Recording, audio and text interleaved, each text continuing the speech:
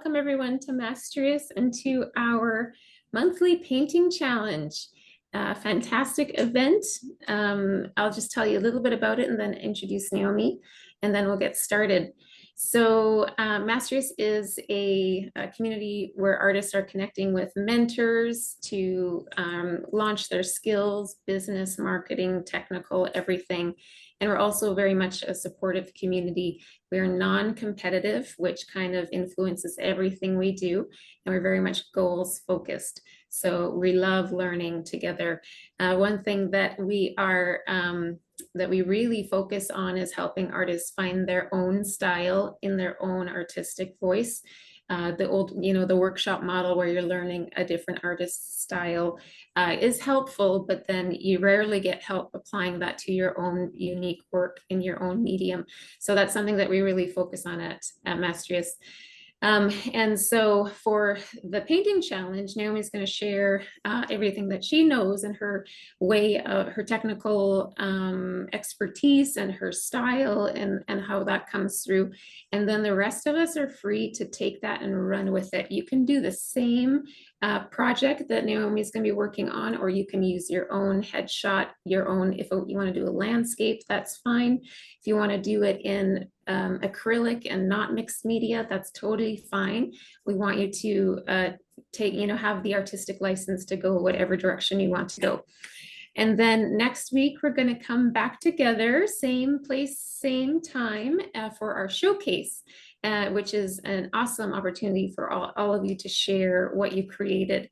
So you can actually be painting and creating at the same time today as Naomi, or work on it during the week, and then send in your finished artwork, and we are going to share it together next week. And then Naomi can kind of look at everyone's work and give some feedback. And the best part of it is that they're going to be so different from each other. And that's really the highlight, is seeing how each one of you is going to interpret it in your own unique way. And that's what we celebrate. And there's also prizes next week, not for the best artwork. We don't do that as a non-competitive community, but they'll just be a random giveaway.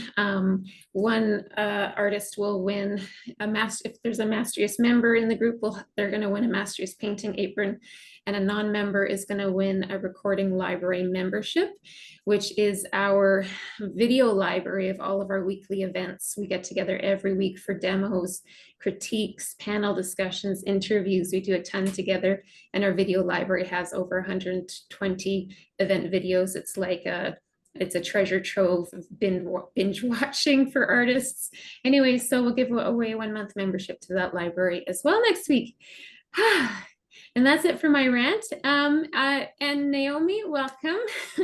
Naomi's joining us from London.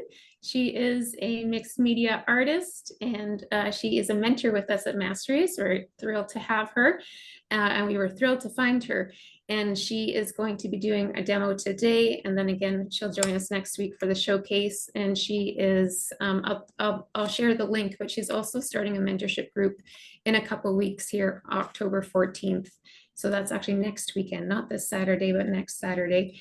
And I can share more details about that. What we do is mentorship, so it's like curated teaching, so that you're going to be taught, what's going to help you reach your goals and your style, et cetera, et cetera.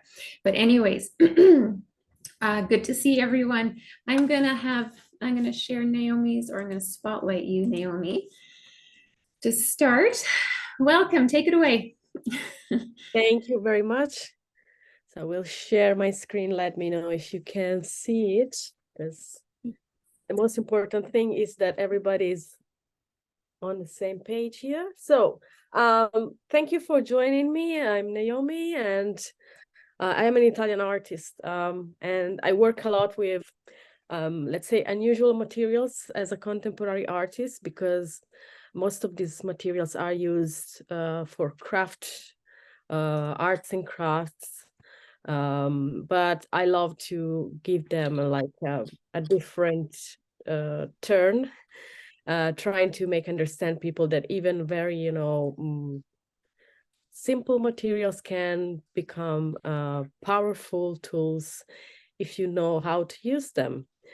and I manipulate what I find. So I call myself a parasite of images, but in a good way, because I like to transform them entirely and give them a new life, especially when I'm dealing with vintage photos.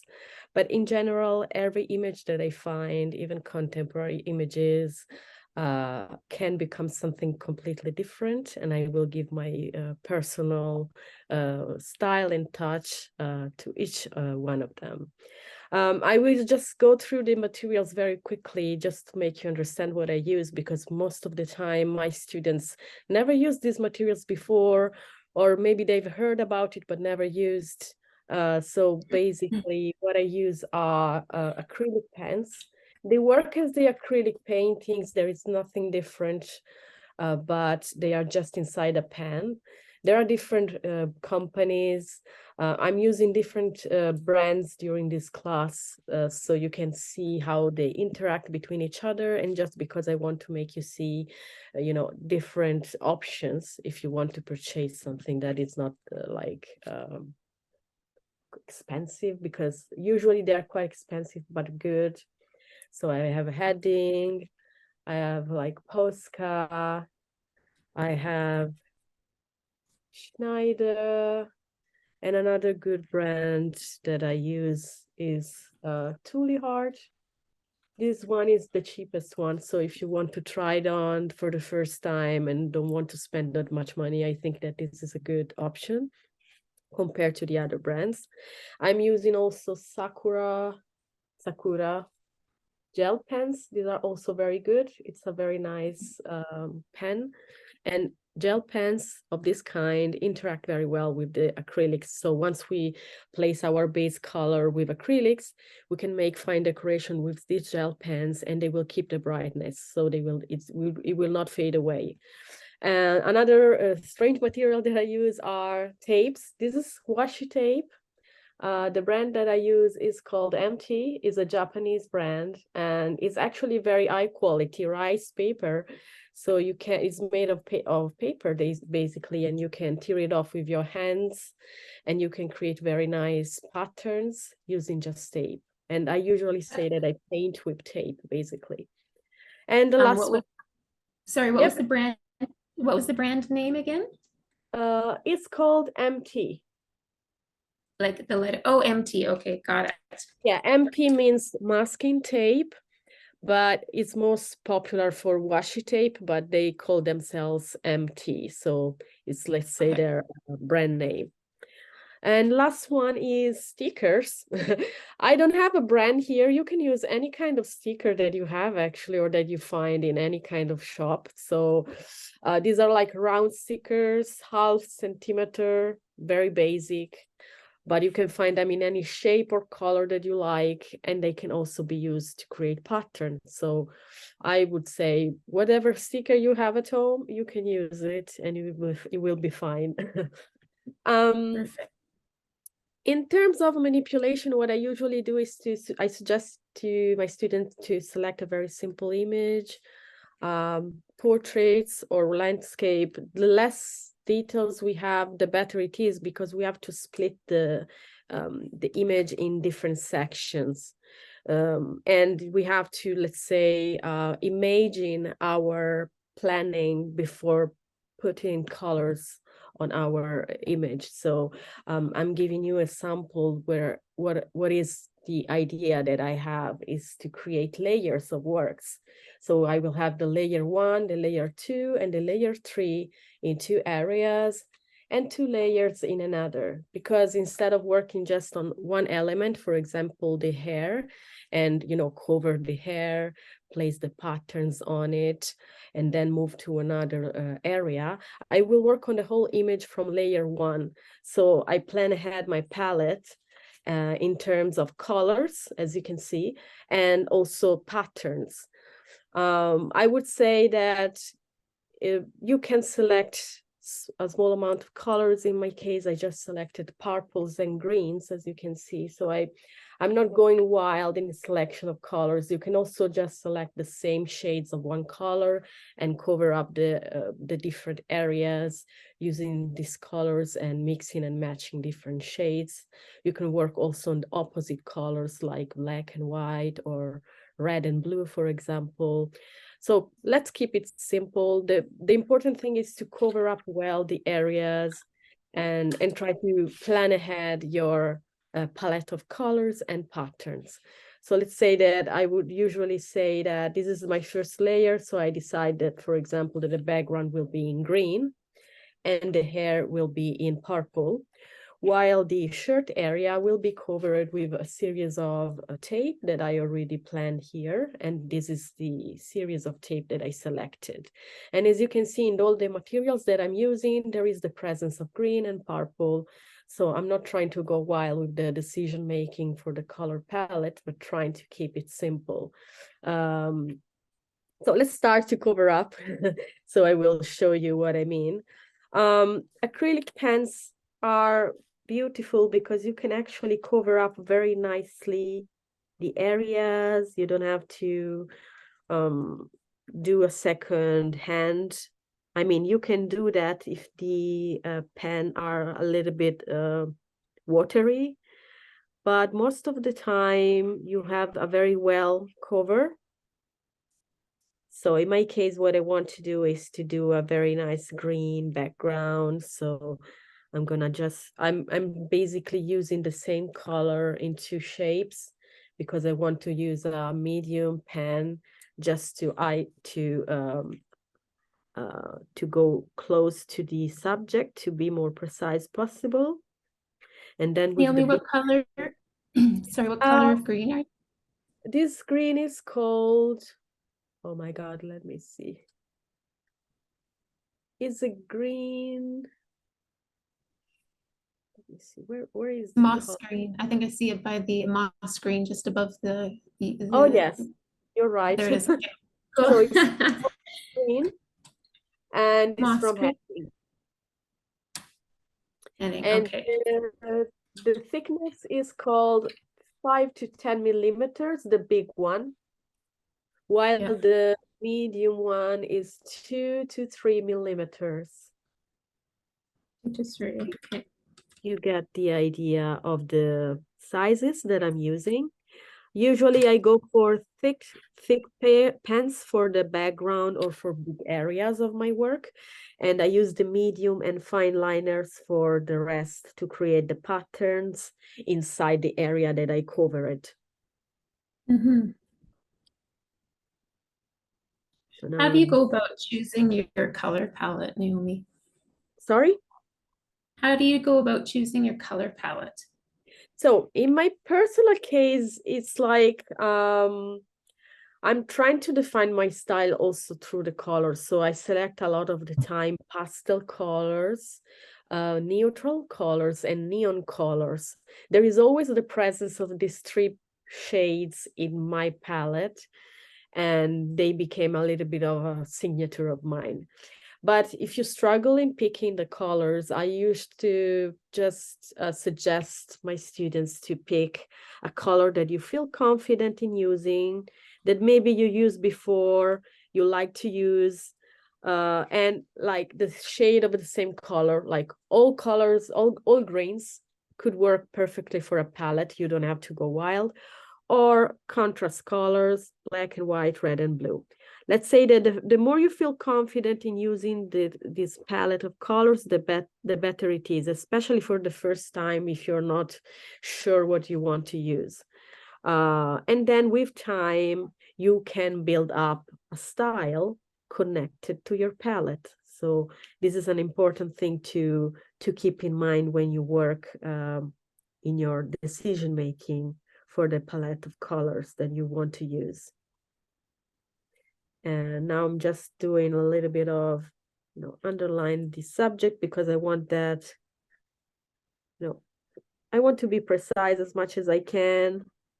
I want the subject to stand out. And then when I have finished with this, I will use the same color, but with a thicker pen to finish up the background.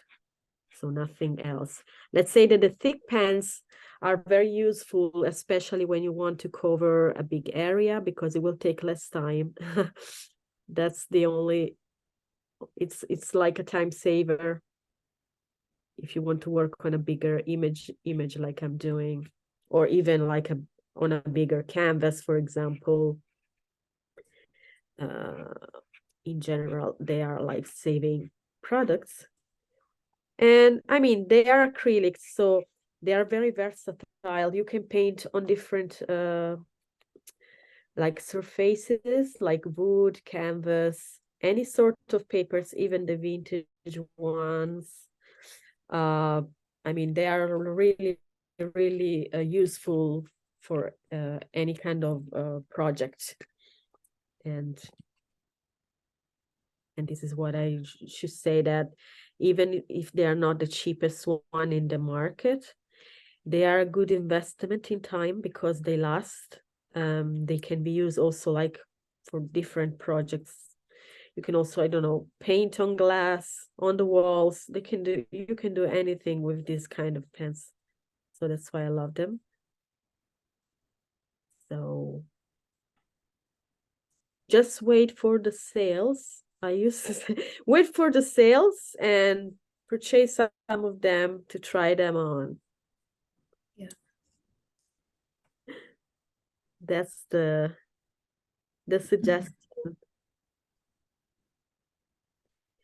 And the covering of the background, and in general, even if some of these pens don't cover perfectly fine, like if you don't have like this kind of perfect finish in the first layer coating of our work, you don't have to be worried, because we will place a lot of patterns on top of this layer. So the imperfection that you see now will fade away very easily because of the whole work that will be done after that. But some of my students want perfection since layer one. So what I suggest you to do, you just have to wait that the color dries out and then place another coating of the same color in the same area, and you will have a very nice finish. That's the difference. In my case, I don't mind because imperfections give a sense of depth to the work, especially if you work with patterns and with this layering technique. So I don't mind to see through some imperfections of the first layer. But this is a matter of taste, so I don't force my students to do the same. So you can just do another coating. And What about the type of paper you use? Do you have a preference on the paper? actually, no, because I've used vintage papers, even, recycled paper. I also work on magazines, anything that I find. And usually this kind of pens work very, very well on different surfaces. You just need to be careful, of course, if you use very vintage papers, because, I mean, they have their age. But in terms of brightness, these pens, they can keep up the brightness, the intensity of their color. So you don't have to be afraid, that they will not work, because they work perfectly on each kind of paper. I would say that if you want to use fine art papers, they will work very well as well. But I don't mind using any kind of random paper, because these pens have the power to be very, very bright on that kind of papers too. And in this case, let's say it's a glossy paper from a book. So nothing, expensive or sophisticated, but as you can see, the color stays there. And you will see that with the pattern making from the second layer on, you can see that it will be just fine. You will see that the pens work fine with no problem at all. What size do you prefer to work on, Naomi? Sorry? What size do you usually work on? So I usually try to stay on, this is the biggest size that I use. But sometimes I work on original vintage portraits that, you know, it's very difficult to find big pictures. So they are maybe a little bit smaller than that. Let's say that this is an average size in terms of prints. Otherwise, if I use original vintage photos, they are smaller. So let's say that this is like the average size of my artworks in general, and all the demos are showcased on this size as well. Okay. I did some canvas work, bigger size, but I never did, let's say, classes on canvas. I work on wood as well, but I never did, let's say, classes as well, just because it takes a long time maybe to, you have to treat the wood in a way that, you know, you have to work with the gel medium. So it takes more time. So for a class, it would be just too long maybe. But it would be nice maybe to also make demos on wood, for example, because this kind of pens are amazing also on that surface. That's interesting. Yeah, very, very nice. So my background is done. I will do now the hair.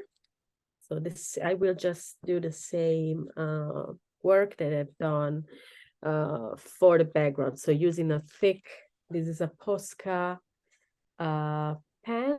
The thickness is PC7M, that means 7 millimeters, and is a round shaped pen. You can also find the edgy shape, so you can decide to use the edgy or the round. It doesn't matter actually. It's a matter of how much comfortable you are to use one of the other. As you can, Anna's wondering if you work straight on original photos or do you photocopy them or I scan am them? crazy. So yes, I work on original photos. A lot of my students ask me, but you work on original? Yes, I work on original photos most of the time. But let's say that for visual reasons on video, for example, because I need a bigger picture, I use, let's say, prints like in this way. But if I find a big vintage picture that I like, I could just take it straight away and work on it without thinking twice. Mhm. Some of the people could say you are not okay, but it's okay. I'm taking the risk. As you can see, I'm covering the hair in a way that it's an area that you can then place the patterns on, you know. Is always an excuse for me to have a big area to cover. We can transform the area and magnify the shape of the hair or make disappear some areas during our manipulation. So we always have to think about how to transform the image to make it easy for us to put the patterns on. So let's think about manipulation also on the way that, you know, we can transform it to make our life easier then.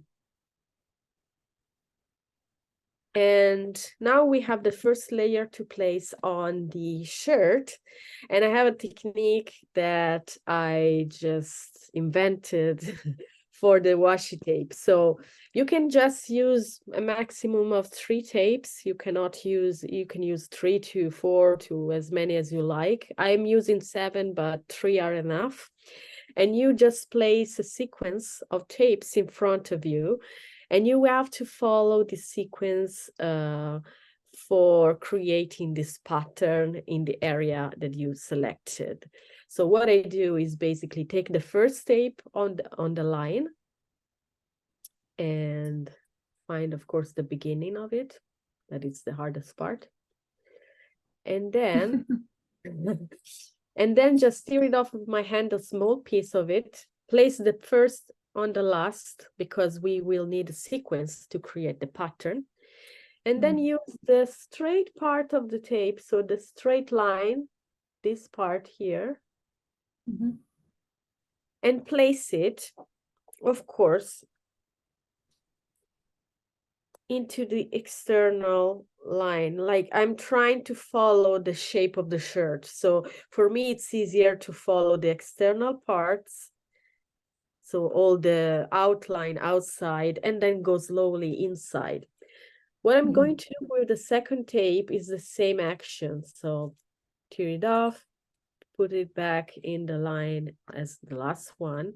But now I will overlap this piece of tape on top, a little bit on top of the other, because we need to cover very nicely the area. Let me just show you, getting closer. So the tapes needs to be one on top of the other a little bit, because we need to cover everything very, very nicely. So you need to be patient. It takes maybe a little bit of time, especially the first time that you try, but it will pay off, I promise. Maybe I will I'm do gonna a very little. I'm going to just very quickly share this image for the sake of the recording of Yep. the project done previously, just so you gauge the end result that she's talking about. The pattern, very cool. Okay. Yeah. And I'm now sure I you'll have will to not be screen able. share. You'll have to screen share again, Naomi. Sorry, Okay, no worries. I So I bumped you will not off. be able to cover everything in half an hour. So I will do maybe a small area, because I know that it's a long it's a long process, but at least I can show you a little bit how does it work. So at least you know how to do it by yourself. But if you need, of course, some help or more insights about the technique, let me know. I can help you out. You can also tear it off smaller pieces if you have to go through a smaller area, of course. So it's all about, trying to figure it out a way to cover well, being as much precise as you can, and tear it off the tape in smaller shapes. If you need it, you can also help yourself with, a knife cutter, and cut out smaller pieces for the trickiest areas. It's all about personalize also your way of using this tape, because you can actually make your own technique. You can transform it in your own way. Let's say that this is just one of the many ways that you can use it. So that's the magic of it, that you can do whatever you like. The important thing is just the consistency on covering well the surface, as much as you can, so we don't see the original anymore. We just see our tape.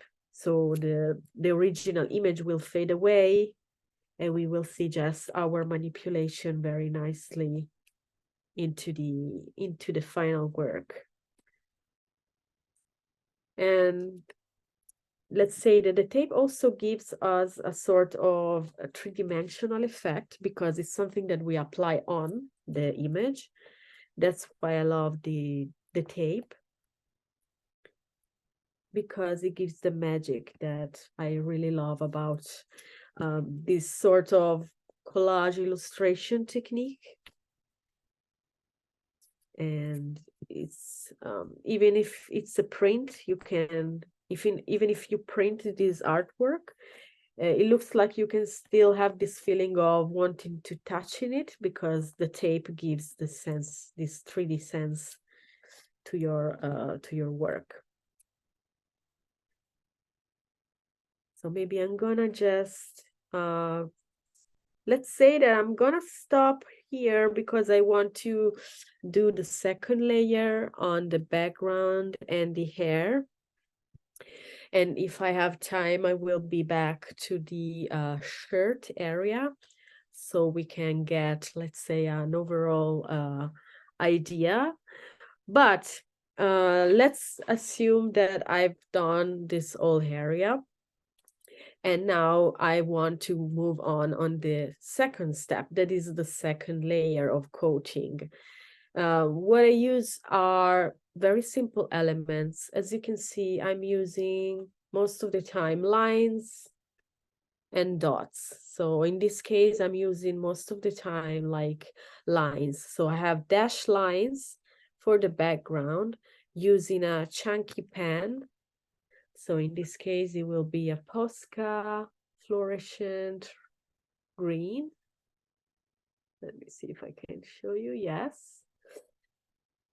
This is the thickness. So it's called PC8K. And that's like an edgy pen. So he has this kind of edgy finish. And we will achieve this kind of pattern that are chunky dash lines that will move around the subject in this way. So I will basically surround the subject with dash lines and slowly then moving from the inside to the outside of the background. What I want to achieve here is the consistency of my pattern. So what I'm doing in the palette is also to test that my patterns works, and let's say that my pen and the pressure of my hand works on that kind of pattern. So let's see that I can give you an example on this area.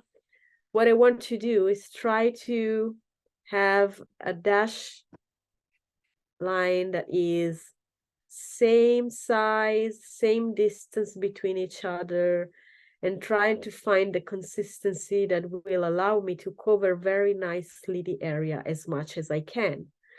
This is something that you achieve just through practice. There is nothing else that you can do.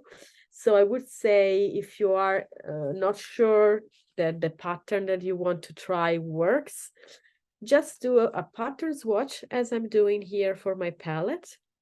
You just you place your background color, and then you try different pens, you try different colors, you try different patterns and see what works for you until you're happy with what you see.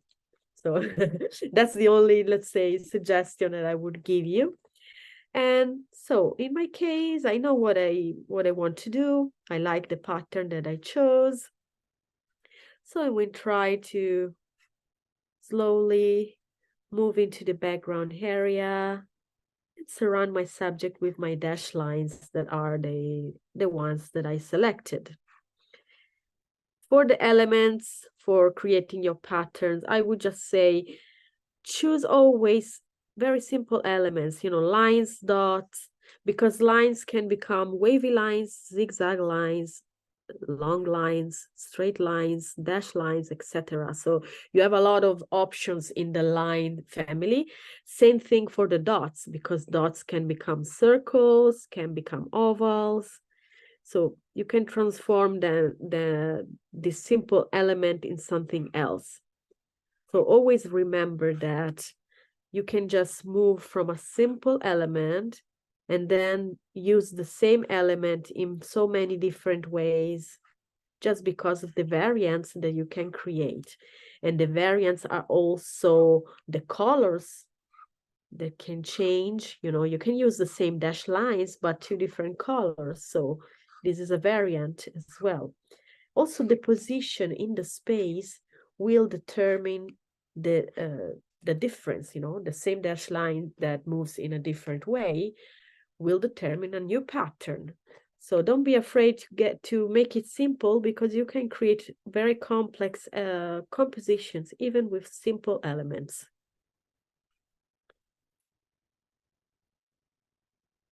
And now I'm just surrounding the subject, slowly moving from the subject to the outside.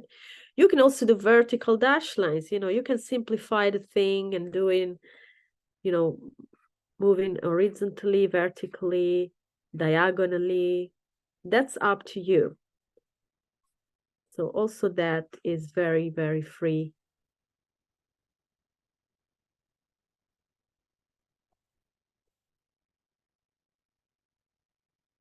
And yes, you can see that we have a nice starting of we can see the transformation that is taking place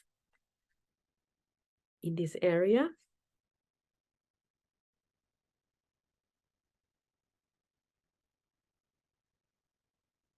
Let's say that this is all about practice, so don't be scared if you see me so, working as a printer, but it's just, because I did it so many times that now it's more natural to me.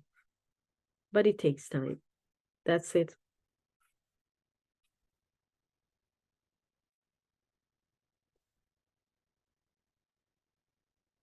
And in general, pattern making, it's a lot about experience, Experience makes you, grow. And pattern making is all about, trying it out, failing, then trying again until you're happy with what you see.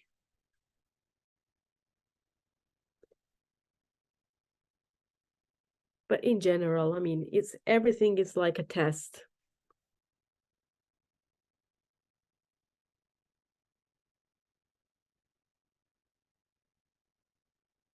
And as you can see, what I told you about, the background, that even if it's not, perfectly covered with the color, you can see that the pattern is already, covering what is beneath. So we will not notice that much at the very end of our work if it's not so perfectly covered. But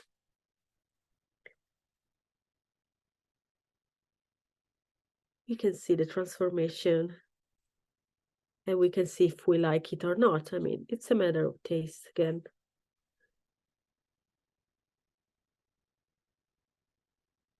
And yes, it takes some time. So let's say that I like that these materials dry fast, let's say that, but you need to be a little bit more patient in the process of making the patterns. That's the only thing. Now the hair are still a little bit wet in some areas, so I'm gonna wait that it will dry out, but I can work on the shirt that I left behind in the meantime. So let me know if you have any doubts or questions, so I can try to finish up this area as well.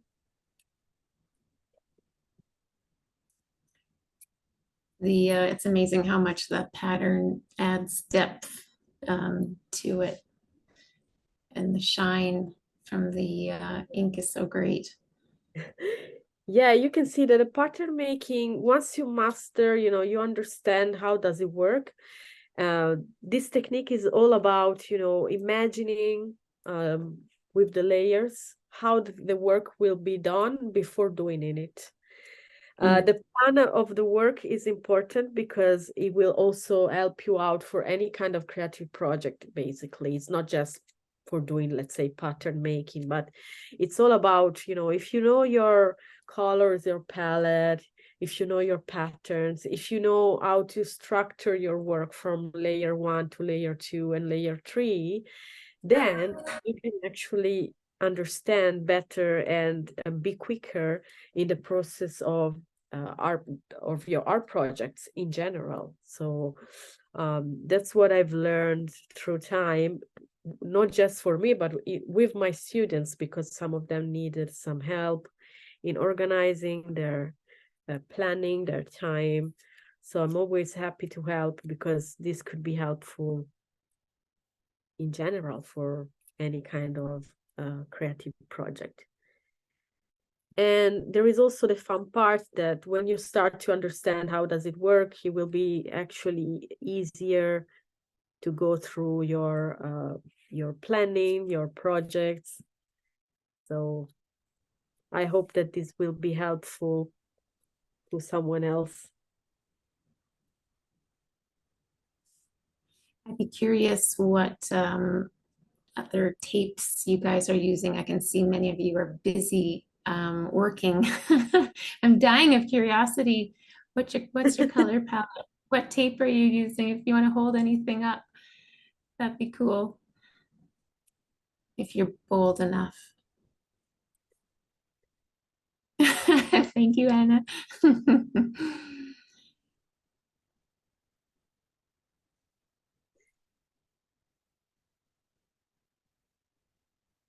Yeah, it's very unusual using tape, so.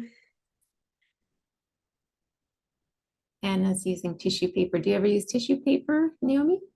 Yes, actually, when I didn't have washi tape at the beginning, I was into tissue papers because, I mean, very similar in the finish, but you need glue as extra in order to apply to the surface. But actually, it works very well. If any of you have a favorite material, pop it in the chat or unmute yourself and share it. Curious what your favorite materials are.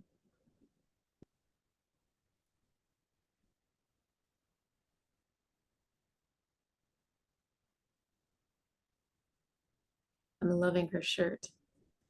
Yeah, you can see how the transformation is taking place, you know. It's magic.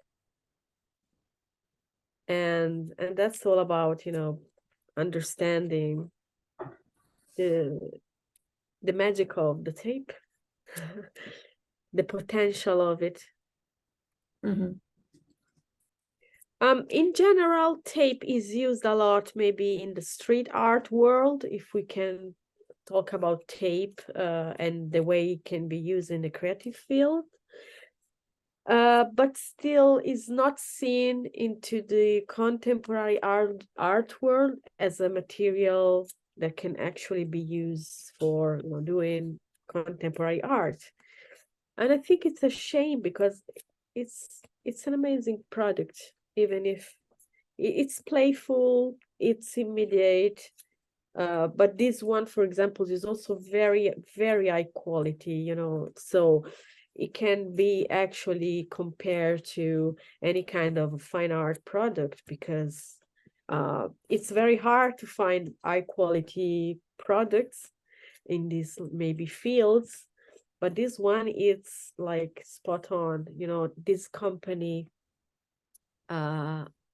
is still up and running since the 50s, and they were producing paper for the flies to place on the windows. Oh, funny. It was like already like a company that was working for making nice tapes to capture flies.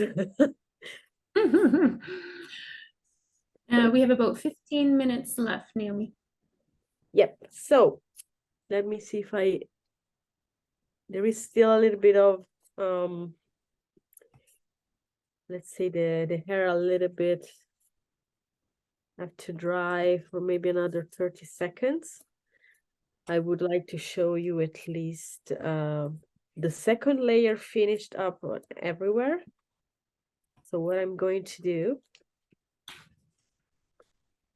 I will work on the hair, I think, the next step. Yeah, another 30 seconds and I'm on the hair area. I will place there some nice dash lines, but using a medium pen, so a less thicker pen than I used in the background. And I will also change the direction of the dash lines that will be diagonal. So they will move in diagonally into the space. This is just what I wanted to, what I told you before, that even if you use the same pattern, if you change their dimension, their direction into the space and their color, you can still get a nice pattern finish, even if you are using it in the same artwork. Okay, so for the hair, I'm gonna do something like that using a medium really hard pen. These pens have no Mhm. color, they have a code. So in this case, it's the 23, if you want to try them on. And of course, I always suggest you to, test your pen on the tester paper and then work on the final work. And as we did for the background, trying to be as much consistent as we can, find a nice direction. I didn't mention, but I should. The recording of this demo will be on our YouTube channel tomorrow. Um, there's a ton of videos on our YouTube channel. Check it out. And just a reminder that we'll be meeting back together next week, same place, same time on Friday, to look at everyone's paintings. So you can submit them to, I'll actually, and I'll share the email address in the chat.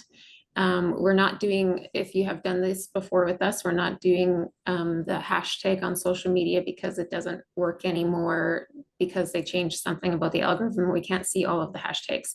Anyway, so you'll have to email it in if you want to be part of the showcase, and Naomi and I will go over them together and we'll be able to enjoy and celebrate all the unique differences between our work. And that's one of the highlights, is seeing how everyone tackles it so uniquely. Amazing. Cannot wait to see your works, actually. Yeah, it's really cool. Yeah, the problem is always how to maybe start, but once you start, you don't want to stop. So just go for it. Enjoy your pattern making experience. It must be very relaxing to, I think, the whole pattern making thing, to have that repetition. It's very relaxing to watch. I can't imagine. I'm not doing it right now, but Yeah, a lot of my students told me that they felt very, relaxed after my classes because of it's like a meditative yeah. process, Hmm. and it requires a lot of focus and concentration as well. Yeah. This is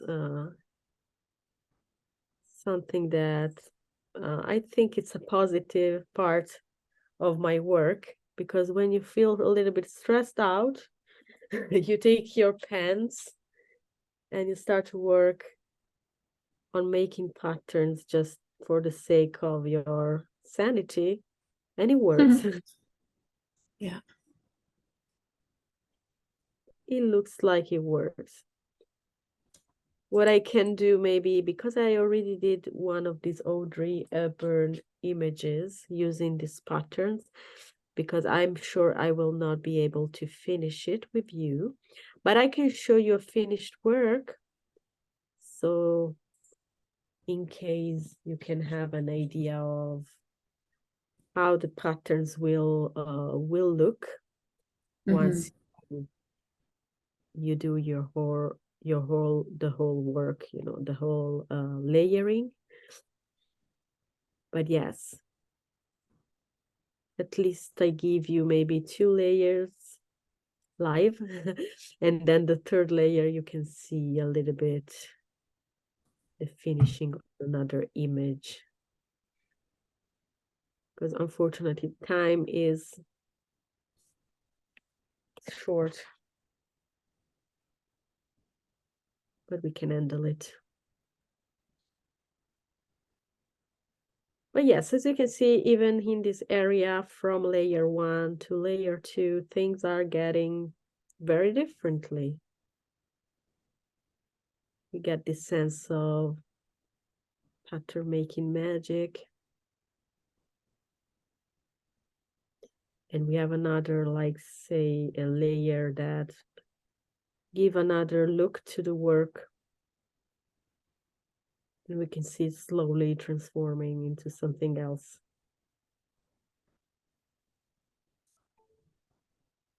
Let's see if I can do the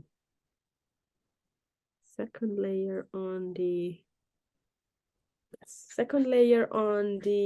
shirt, because even on the shirt we can do another layer, but we will use the stickers, so you can see how the stickers also can interact with the washi tape area. I like to make interact stickers and washi tape together because they are both gluing, sticky materials and three-dimensional materials. And what I usually do, I place the stickers in a zigzag position. So we'll place them like vertical zigzag dots. So we'll start from the eye guess part. And it's like creating a pattern in my mind that works well, and then recreating it into the space that I have available. So I like the zigzag position of the dots. So I'm going to follow this pattern, but you can actually personalize also the position of the stickers on the space and create a new pattern. So is really up to you. I mean, I would say whatever you feel, you can do different things, you know. And it's fun because it's something that reminds me my childhood. So that's why I use stickers a lot. Hmm. Where do you get stickers like that? Where? Yeah. I mean, on Amazon. I usually go on Amazon because they sell very big packs, you know, for less. So Amazon is, or sometimes I also go to any kind of art shop where they sell any kind of supplies, art supplies. So, but it's nothing fancy. So Amazon is the best just because you can save money and you can have a Mhm. lot of them, but still no preference at all.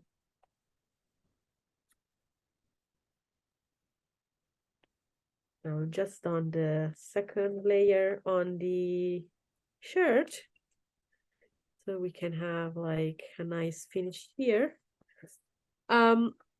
So the background is dry, I think. Let me see. I will do the savage thing, but it looks like it's okay. So what I want to do is this thing. You say, what the hell? But as you can see, we transform completely the pattern because I will place a series of vertical wavy lines on top of everything I've done so far. So we will create this sense of depth to the work. But before doing that, I will just trace a nice outline around the subject. I just need to see that everything is dry because I want to outline the subject very well and make it pop out from the rest. And then start with the vertical wavy lines. Let's say that's the part where you have to be a little bit more precise.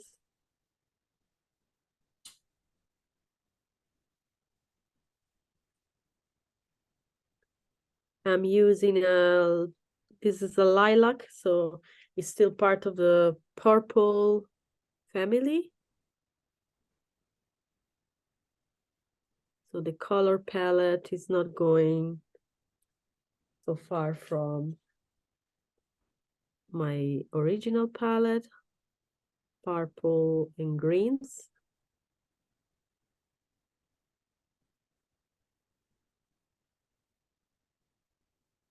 And it creates a lot of contrast, so it will be like nice to see it at the end.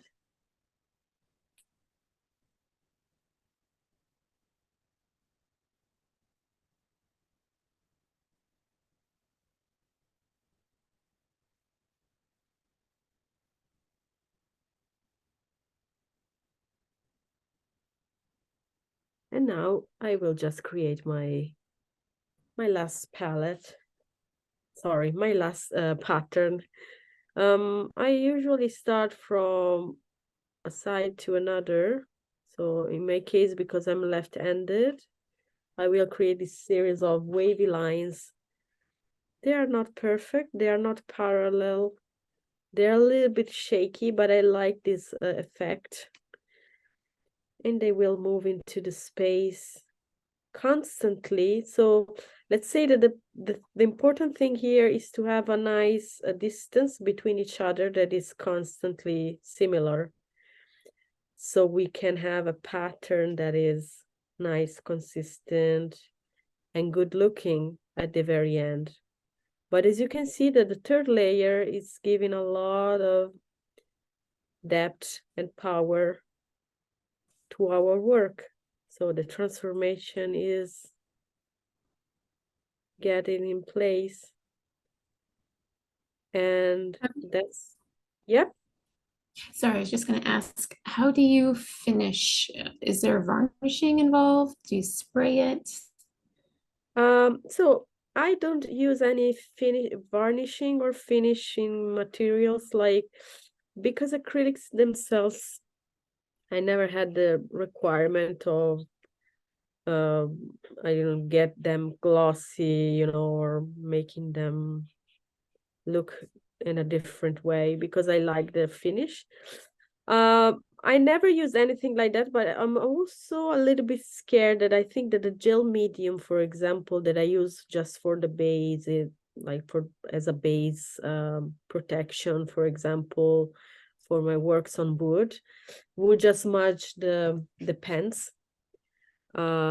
So I did some trials and I didn't like them because they will smudge everything. So I'm not using any finish at the end. I will leave everything as you see. Okay. And for, I was just looking at your mentorship page, as far as the focus of your group with your artists is around composition, technique and demos, social media, marketing and branding. Is that right? Yep. Awesome. And that's for aspiring artists, and it's only once a month. Exactly. Every Yeah. second Saturday.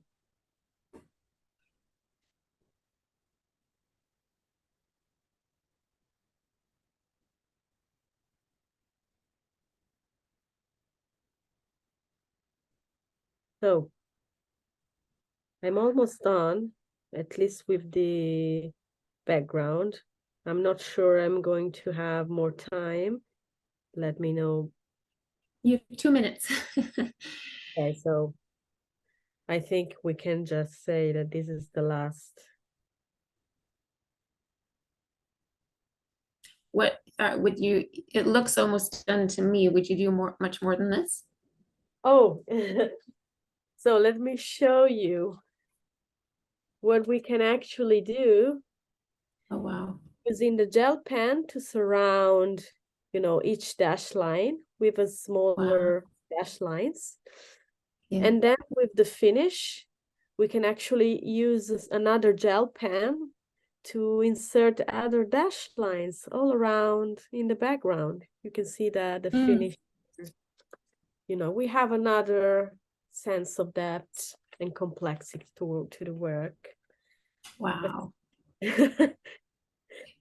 I mean, even if you leave it as it is okay, but I always like to give this impression of depth that can be Yeah. achieved from layer 3 on. So That one on the left, it looks like it's sewn, like there's threads sewn in. That's so cool. It's quite the illusion. yeah, you can see that it looks Yeah, like I've used maybe some thread. Yeah. I love that. That's so cool. Yeah, Beautiful. I think yeah, I don't want to push myself further because I know it will take time, but at least Mhm. something almost done. Yeah, lovely. Thank you. Do you ever do like family photos for people, portraits, that sort of thing?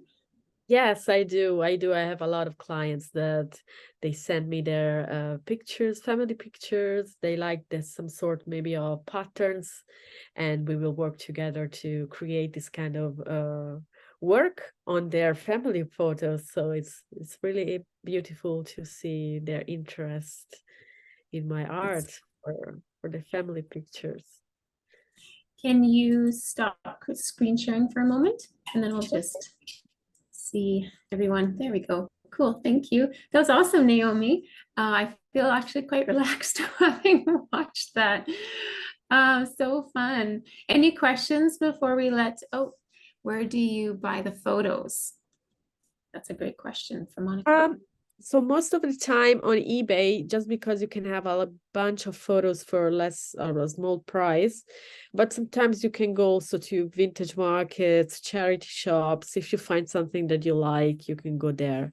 But let's say that online is the cheapest way to have, a lot of them for a smaller price. Oh, that's awesome.